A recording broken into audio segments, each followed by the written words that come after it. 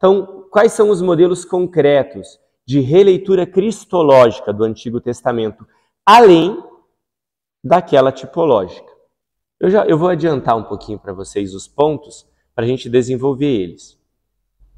Existem 6 mediadores entre a humanidade e Deus no Antigo Testamento.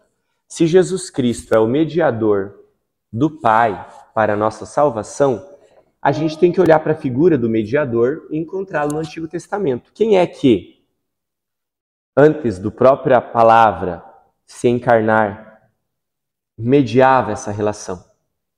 3 mediadores do baixo e 3 mediadores do alto. A gente poderia dizer verticais. Os 3 mediadores do baixo, eles são necessariamente humanos e profundamente humanos. Os mediadores do alto, eles têm uma característica, um quê de divino também, transcende. Tá? E os mediadores do baixo são o rei, o sacerdote e o profeta. E aí sim, Abraão, Moisés, Elias, Davi, o rei Salomão, o rei Saul, os 3. Os profetas, os sacerdotes vão ser muito importantes. E os mediadores do alto. Os 13 mediadores do alto são. Então os 3 do baixo são o quê? Sacerdote, profeta e rei. E veja, o que é que no batismo tu te tornas?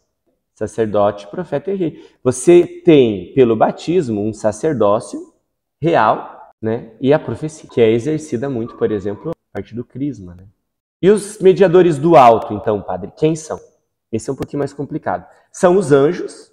Por exemplo, Josué 5. A primeira vez que aparece o anjo para Josué, que diz assim, ó, que eles acabaram de atravessar o rio a pé enxuto, celebraram a Páscoa. Aí, e eles já tinham conquistado 2 tribos pro lado de cá.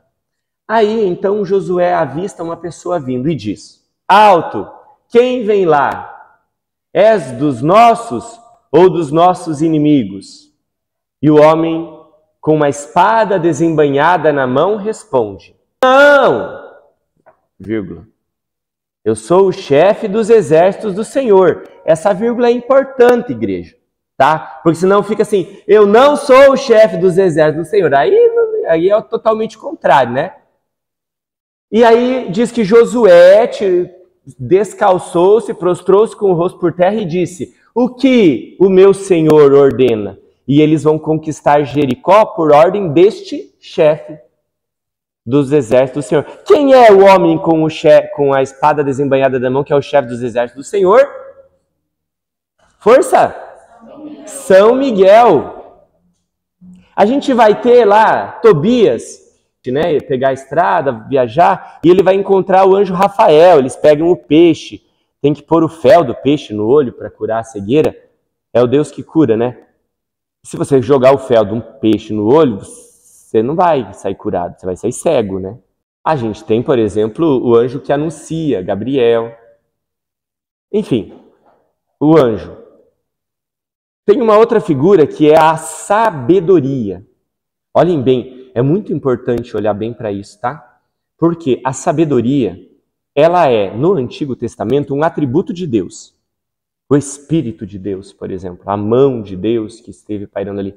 Mas ela é considerada um atributo. Quando Jesus revela que ele é filho no Novo Testamento, e ele revela um terceiro dele, que também é Paráclito, que advoga por nós, e ele vai dizer que esse é o Espírito Santo, a gente vai começar a entender na Trinitária que este atributo de Deus, na verdade, é uma pessoa na Trindade. A gente sabe que é o que faz Deus ser um é a sua natureza, o que faz Deus ser 3 são as suas personalidades, as suas pessoalidades, que é a propriedade que cada um tem. Hilário de Poitiers, Agostinho vai dizer que Deus ama, o Filho é amado, o Espírito Santo é o amor, por exemplo.